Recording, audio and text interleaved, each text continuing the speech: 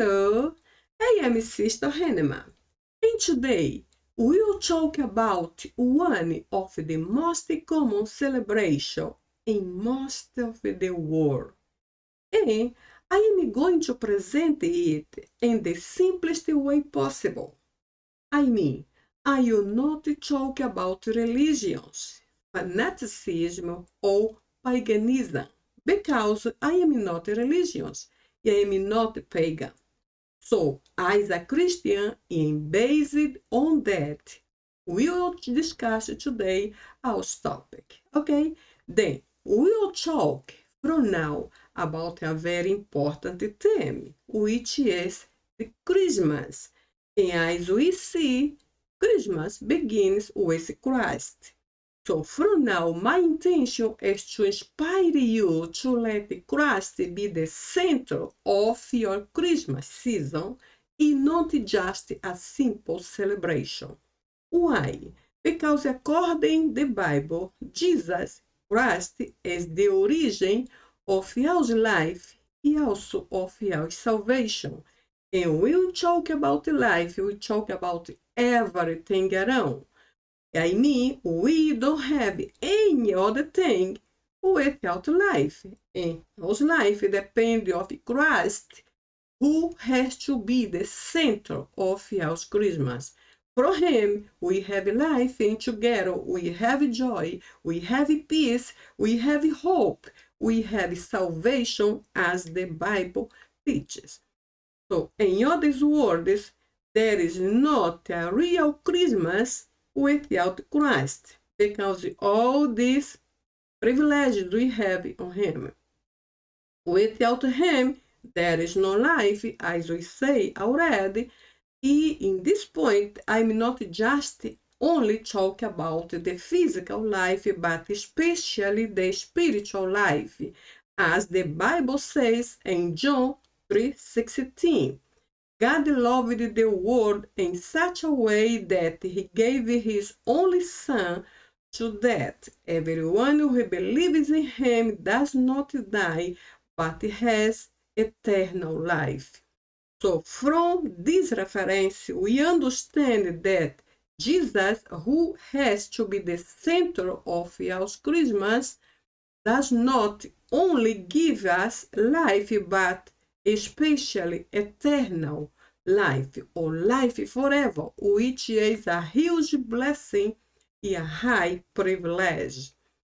So our Christmas only has this real meaning because Jesus totally gave his life to the whole world. In other words, we are under the powerful truth that our Christmas only has this real meaning because Jesus. So, this was the most perfect plan of God's heart from the very beginning, without which no one would have eternal life. So, this is our huge privilege and our big blessings. But when we talk about Christmas, we also need to talk about its history. And the history brings some aspect about tradition, and this tradition also can teach us through important details like we'll see right now. For example, we know already that the Christmas happens more than 1,600 years in this exactly same date. I mean, December 24, 25. So it is not something new. It comes true a long time ago from the past. It was established from the 4th century by the Pope Julius, who decided to bring the Christmas together with the other religious festivals that occurred in the same day. And then, in other words, it is not just because everybody or almost everybody thinks that Jesus was born in this day. I repeat, Jesus was not born in December 25 as everybody thinks, but the reason why The Christmas is exactly in this period of December 24-25, just because this May, Pope Julius decided to put together our Christmas with other religious festivities they had already in that time. And probably another reason why the Christmas is together with other religious festivities is because they wanted to get more followers, more people to follow the Christianism. Probably it was another important reason. But in fact, where or which place, which city Jesus was born? There is a kind of discussion around this topic. Some people say he was born in Nazareth.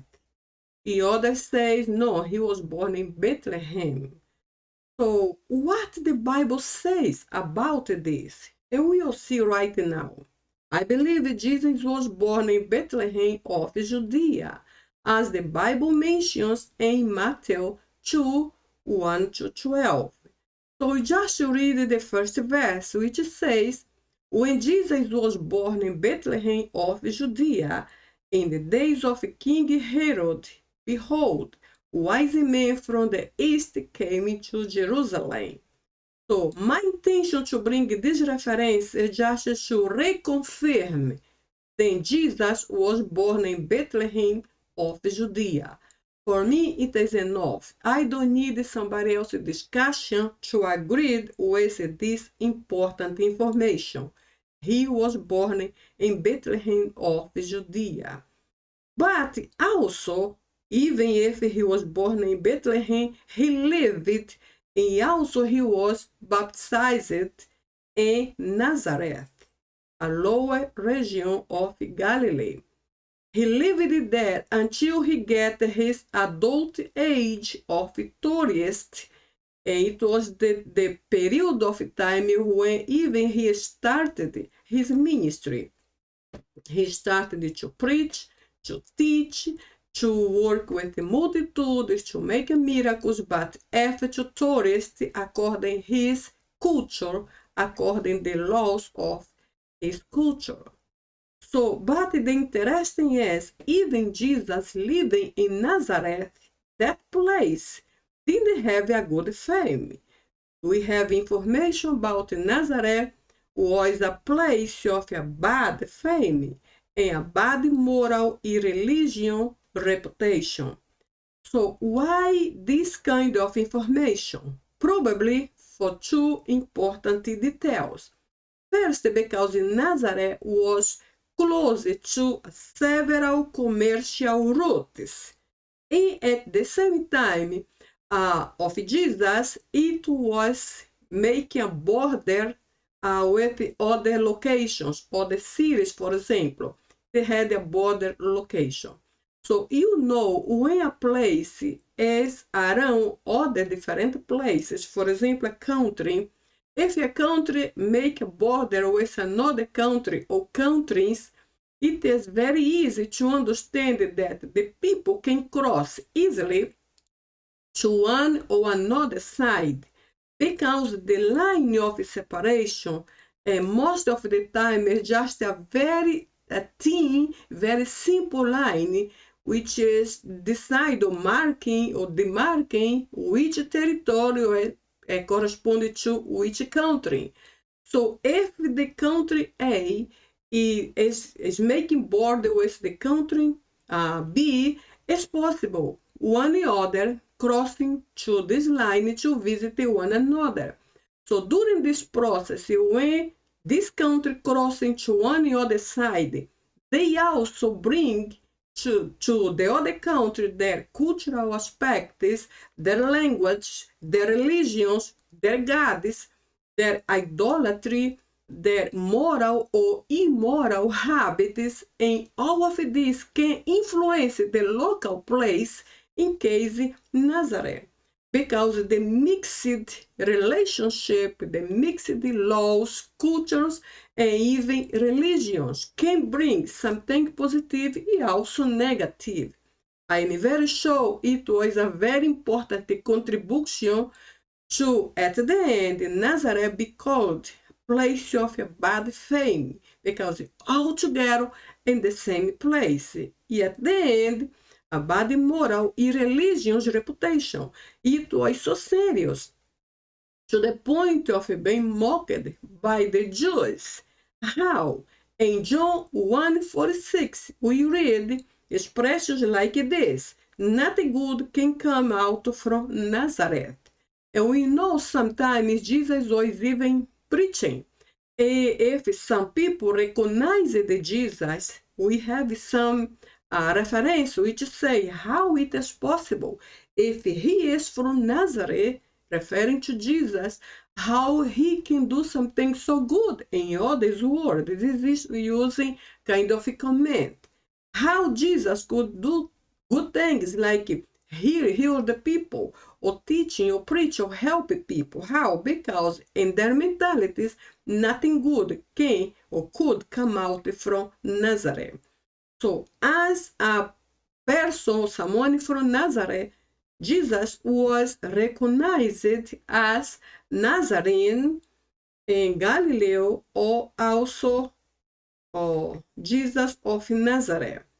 So at the end, we see that Nazareth was not really an important place. It is a very interesting, because Jesus was there, but even like this, Nazareth was not an important place. Even if you observe, the Old Testament does not mention Nazareth. Even the Talmud, or the apocryphal books, or even the Jewish historian Flavius Josephus, no one mentioned Nazareth. Maybe just the New Testament is probably the oldest reference to this village. Someone else saying other reference, probably Bethlehem was his place of birth, but Nazareth was his home. But do you know, even if Nazareth was not a really important place, Jesus lived there, and we think it just gained some prominence or importance because Jesus' ministry. So when Jesus came to our place, to our house, to our life, everything not important, every insignificant thing, even insignificant people, like someone think, become very important and get a kind of a special prominence because of Jesus' life, because of Jesus' presence. E I see the same situation, for example, in other places, like, for example, Bethania, which was the village of Lazarus, Martha, and Mary. The three brothers were living there, and also the history says Bethania was not an important place on that time, but became important from some point of the history because Jesus' presence and because his ministry, his big miracle, and all these things we know already. A similar situation happened here in Nazareth. It was not an important place. Nobody talked about Nazareth. It was not like a touristic place. Nobody wanted to know Nazareth. It was not the attractive place. But Jesus was there, and his presence made all the difference on that place, like today in our lives. And the idea of this video is Jesus' presence make a huge difference in our Christmas season today. So, about the date of birth, what can we think about this? On which date Jesus was born? Which is his birthday date? So, to begin, we see the Bible does not mention anything about this. Does not mention. The God's word does not mention any date about when Jesus was born. We don't know. And because we don't know, because the Bible does not say anything, so the Bible scholars, the people who study the Bible, created, even continue to create in this present time, some theories just to help us to imagine and to get our personal conclusion about the date when Jesus was born. So, from this point, we'll go to theory 1. Which kind of information you have? What the Bible scholar says about the date of Jesus' birth? When was his real birthday? So theory 1 has base in Luke 2, from verses 8 to maybe 11. In this point, I just bring the two first verses because the reference is too long. We read like this. There were in that same region shepherds who guarded and watched during the night vigils. And behold, an angel of the Lord appeared to them, and the glory of the Lord overshadowed them. So then we jump to this verse 11, which says, because the verse 11 brings the main message to this shepherd. The verse 11 says, today in the city of David, a Savior was born to you, Christ the Lord. So this second part of the verse 11 mentions us 4 important details, which help us, these Bible scholars, to get their personal conclusion about this theory 1. The first here is the word today. To talk about this, I first need to come back to these previous verses 8 and 9. This content here shows information about the shepherd worked with their lambs. So usually the shepherd made this kind of worked in this way with their animals, their lambs, and this spring season, which went from maybe March to October. Between this period, the shepherd were normally working with their lands, walking, caring for them. Anyway, in the same period of time, during this same spring, the angel came and said this message. And during this message, we observe, for example, when the angel said, today, in the city of David, a Savior was born to you, Christ the Lord. The word today here does not refer just to the day, the exact day when the angel was visiting them, talked to them, but also was referring to the spring season. It refers to the same spring because the shepherds were working during the spring. So the first information today also talks about the season, about the spring. The second, city of David, referring to Bethlehem. So this information was talking about Bethlehem, and in Bethlehem, someone was born. The second, the Savior was born. It is a statement. It is not a suggestion. It's not imagination. The angel says very clearly, the Savior was born today here in Bethlehem. In the last, he is Christ the Lord. These 4 important information gave to this theory this final conclusion. They declare, or they got the conclusion, they conclude their argument says probably Jesus was born in October because all this historic information. The shepherds worked in the spring, and during the spring the angel came and talked to them about the Savior who was Christ the Lord.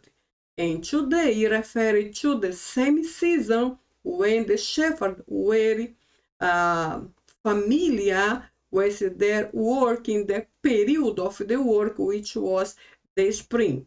The final conclusion of the theory 1 is probably Jesus was born in October. But do you know the theory is just a theory? The theory does not have the final decision, does not represent a final conclusion. It's just a theory. Even I think the theory has to be under our doubt and then to be investigated to see which is true, which is false, which is positive, which is negative. If some theory needed to be cut in half, part has to be removed, and new information has to be added there because it's just a theory. It's not like the Bible. We cannot change the Bible. We cannot change its message or information or what God says to us through His Word. We cannot change, but we can change the theory. The theory is just an argument, is an opinion, is a kind of information someone else created to help us to understand about a specific detail. So the first theory and this conclusion maybe it's possible Jesus was born in October. Now theory second says what? It is also based in Luke, the Gospel of Luke, chapter 1. Because this reference is too long, it's around 12 verses or references, we cannot show here because it's too long, it'll take too much space. But we see this reference, chapter 1 of Luke, talks about when the angel Gabriel visited Mary in the 6th month of Elizabeth's pregnancy. This is important information because it will help us to understand a little how it happened and maybe when it happened. We see also Zechariah, John's father, belonged to the priest order of Abijah. We see this in 1 Chronicles, chapter 24. So, what do you understand here? We see, for example, Zacharias, John's father, belonged to this priest of Abijah, and he left it even shortly, very before his wife Elizabeth became pregnant. Now, the Jews, from that time, the Jewish priest had around 24 ministerial turns during a year, during each year. And the 8th were the Abijah, as we see here in 1 Chronicles 24. Then we also know the Zacharias worked until the 10th week of priest cycles, which coincide with the second Saturday of the month of Sivan, so in the Hebrew calendar. And this period match more or less between May and June, matches this period of May and June.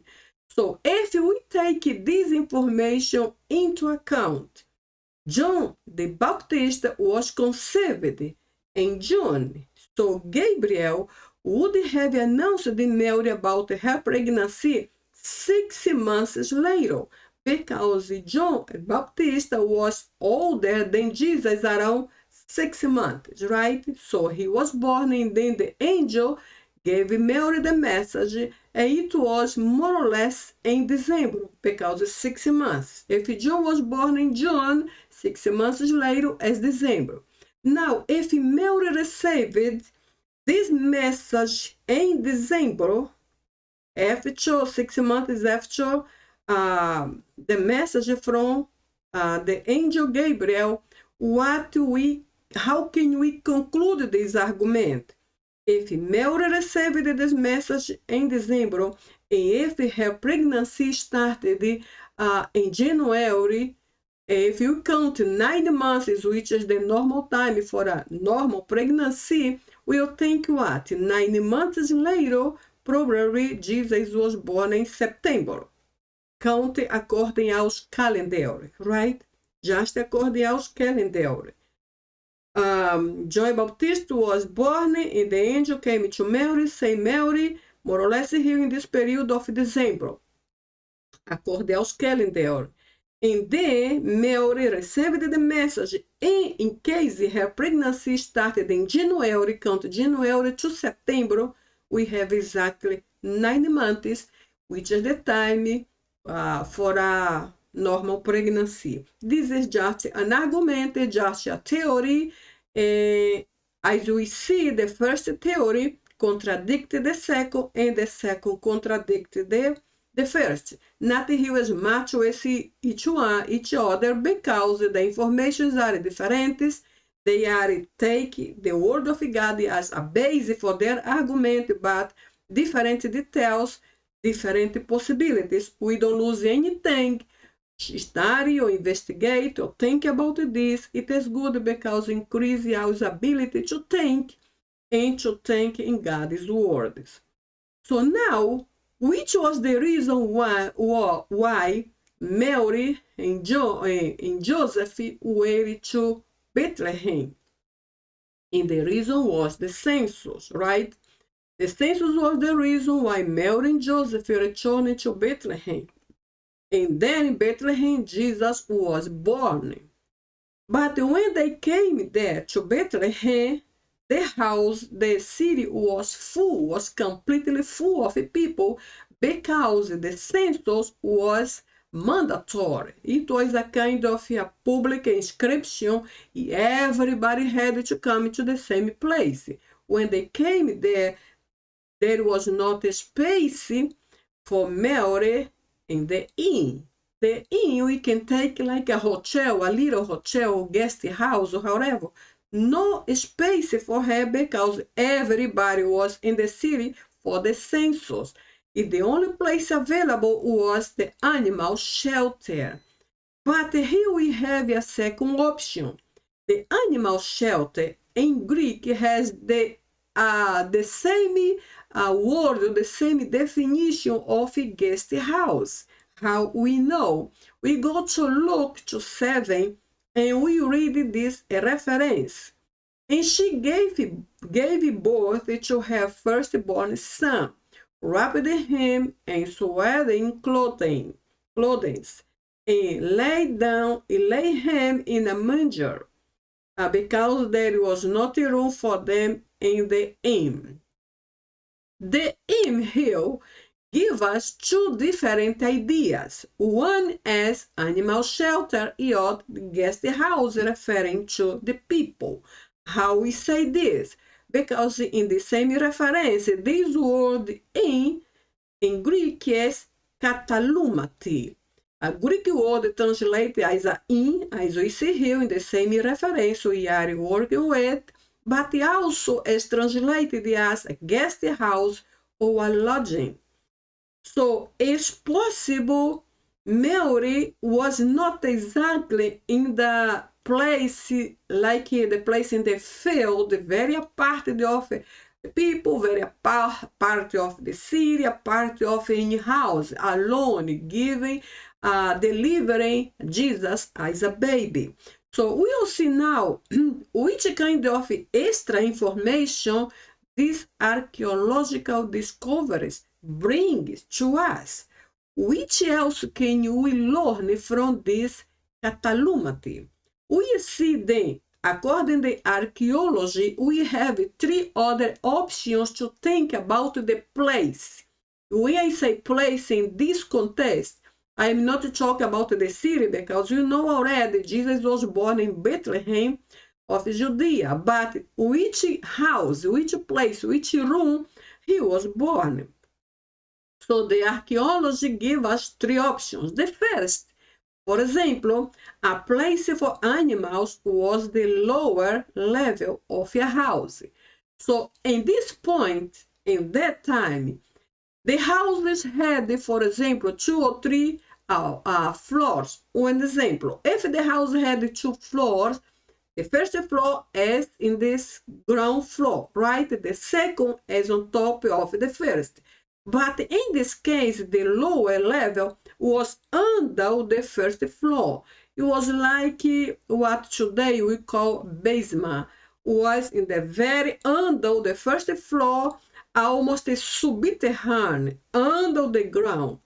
In that time, this kind of level, the lower, under the first floor, was only separated for animals. The animals of the families, almost everybody had the animals, had the lambs, for example, they needed a secured place to be protected. At the end of the day, the animals came back to home and they were directly to this underground, or we call today basement, was not exactly, but a place under the first floor, because there the animals first were protected, they didn't have a chance or option to escape or to disappear. Also, the second reason, if the animals were under the ground in this place, under the first floor, if they made noise, the people or the guests in the guest house, which were in the first and second floor, were not able to hear any noise from the animals because they were in the very under level, right? In the low level. Maybe Mary were there in this under level, in this the very under of the first floor, to deliver the baby because the first and second floor they didn't have any space anymore. For this reason, Luke 2:7, we say there is no room in the Catalumati, referring to guest house or animal shelter, probably referring in this case to the guest house. There is not room in this guest house. It perhaps means that there was not room in the upper level, because in the final it was the same house. The difference was the upper level, superior side of the house, is the under separated just for the animals, right? This is the first option. Maybe Mary were in the very level under the first floor, on the place for animals to deliver the baby. The second option is the houses on that time were usually separated by a wall. So the front side was separated from the back side by a wall. The front part was for the family, the second or the back side was just for animals.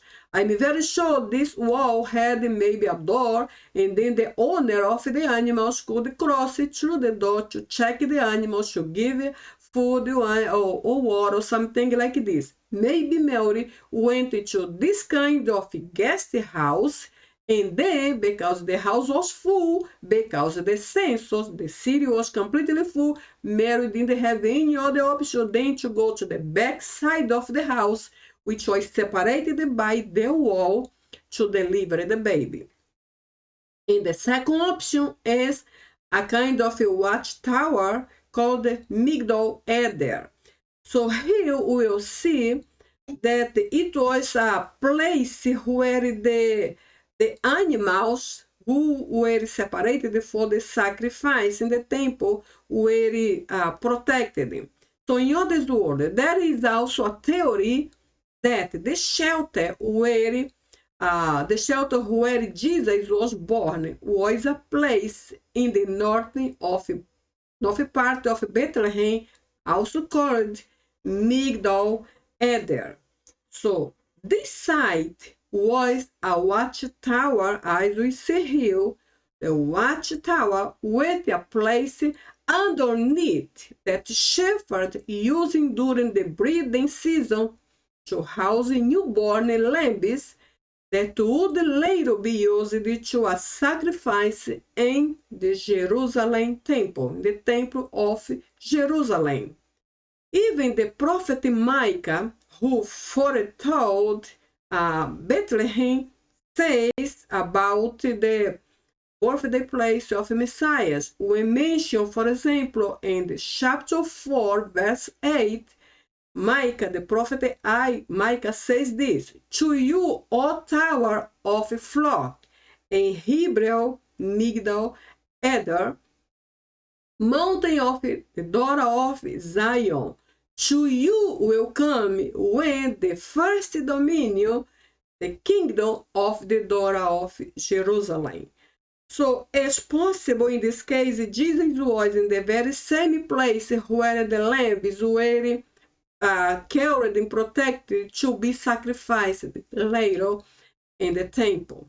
So this theory is used to explain why when the announcing angels gave the sign that the child would be wrapped in swaddling clothing and lying in a manger. The shepherds seemed to know where exactly Jesus was. And it would be fitting very well with the Messiah to be born in the same place where the sacrificial lambs were born. So it is a kind of a prophecy, right? If it is true, in this case, Jesus was in the very same place where the lambs were being carried to be sacrificed later. And Jesus was the perfect lamb who was sacrificed for all of us. But whether the exact location of Jesus' birth was an indoor animal shelter or separated barn, or even the lower used for breeding, the Bible makes it very clear that Jesus Christ, the Son of God, was born in the humble surrounding into the city of Bethlehem. He came from a very simple and very humble place. Even being a king of kings, he came from a very simple place. So also, we'll talk about Christmas. We talk about the history, right? And because the history is true, the facts are true, we have also some symbolisms which are part of the history. The symbolisms in this case, they are not our guide. We will not obey exactly the symbolism, but my intention here, bring them is just to learn from its intentions. Which intention, which symbolism of Christmas can bring it to us and teach us which kind of new information you can get from the symbolism. So I have some common here. For example, the first here is used by Christians around this time of a period of time. It is something very old. The real intention is the triangular shape of the spinal, so you know already we are talking about Christmas tree. The triangular shape of the spine would represent the Trinity. This is just the intention. A tree here has three shapes, three sides, make a kind of 1, 2, 3, and the mentality of the people in general, it represents the Trinity, Father, Son, and Holy Spirit. It is just an intention. I don't think we can compare the Trinity with a tree, but just the shape, the number 3. Remember, many of these people about the Trinity. This is the intention. The second is one of the most important symbols of Christmas because it talks about someone who always helped the poor people, and the Santa Claus. So the Santa Claus was inspired in the Bishop Saint Nicholas, who used it to help poor people like homeless, street children, abandoned families. He always spent all he had to help poor people. And then probably he wanted to create a symbol to continue the same idea of help.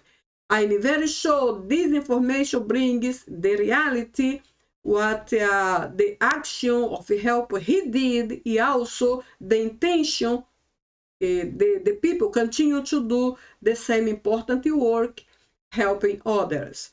So the next here is the Star of Bethlehem, which represents a guidance, because the Bethlehem, the star of Bethlehem, guided the 3 wise men to the birthplace of Jesus. So then the star of Bethlehem is all in the top of the tree, is not in the side, is not in the lowered place, as in the top, because it represents the guidance, the guide. So this is again the intention, the guide of where Jesus is. I am not comparing this symbolism with Jesus, but mention just the intention behind the symbol of the star.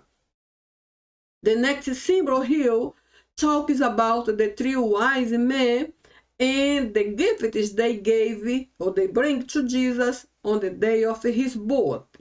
So in this case, we have Christmas gifts, and all these gifts we usually see under trees in so many houses and between families, have a kind of connection, or the idea is to cope the decision, the action of these three wise men when they came to visit Jesus, bring all this information, gold, all these things we know already. This is a kind of a reproduction of the same idea.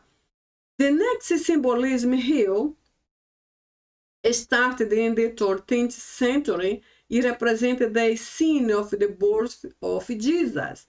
We know already we are talking about the nativity scene, and this is a kind of a simple reproduction of the idea. Jesus was born in this simple place, in the place of animals. The only thing I don't agree too much is the Bible does not say there were animals while Jesus were being delivered. I don't read this. I don't think it was like this. But anyway, it is just a kind of intention behind this scene, right? It's just to show us how it was, more or less. So the next here is a kind of it was made from green and red colors, referring to the crown used by Jesus during his crucifixion. Even the red color symbolizes his blood. So we have here a kind of a crown, and usually we see this crown in doors, right? In some doors, symbolize the crown of Christ. The next here is the tradition representing the abundance received during the whole year. And this is the Christmas dinner. So we see the table, a huge variety of food. So I'm very sure some days some families don't have a lot of food like we see here, but during this season is apparently another intention to bring all they possibly received during the whole year, to represent the abundance of God's provision or God's blessing to each family. In the last here is about, it talks about light. The intention again talks about the light of the world. The light of the world we know as Jesus, our Jesus. And this symbolism just talk a little about the intention behind this. The Christmas candles, which are here, I'm very sure the light of the world does not compare with these two simple poor lights. It is just a symbolism. And do you know in the Bible, Jesus used so many times symbolism. He talked, for example, through histories. He says he made illustrations. We call this present time illustrations. He used the symbolism to talk and to teach us some specific lessons. And then this last about the light is the symbolized by the candles. This symbolism here is used more in Europe, United States. We don't see too much this kind of symbolism in South or Central America. But anyway, it is part of this period of season, period of Christmas. Now, my last question is for you. The Christmas is what? Devotion to celebration, a kind of a party, or a season of Christmas, or for you, Christmas is worship for Jesus. In which one you match better?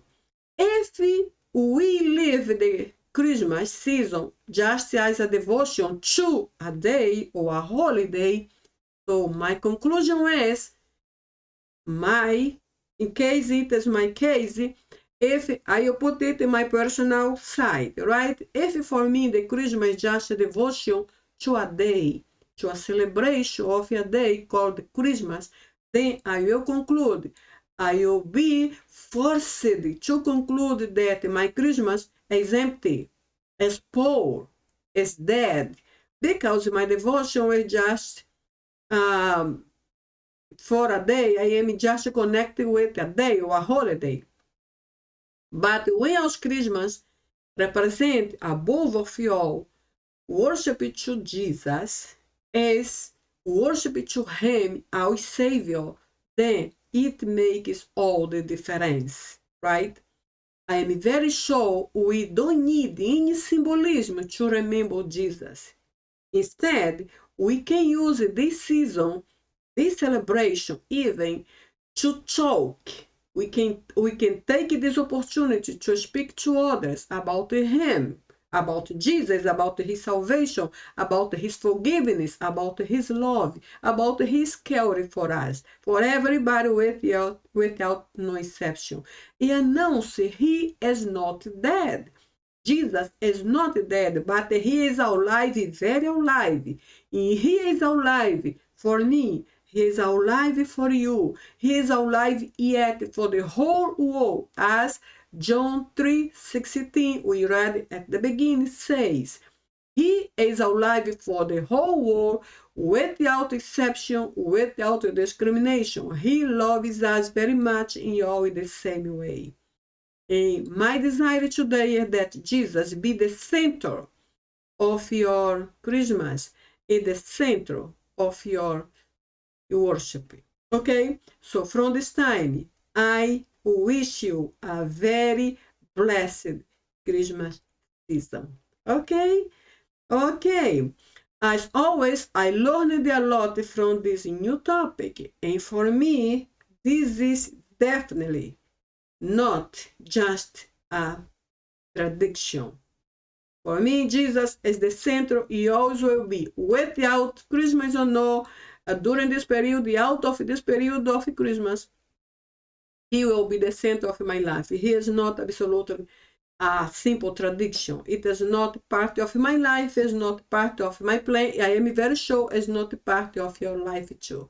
Okay, thank you for being with me so far, and I believe I can see you again on next video. It's a blessing and a privilege to learn together. Okay? Bless you, and I wish you a very blessed Christmas with you and your family. See you next video. Bye bye.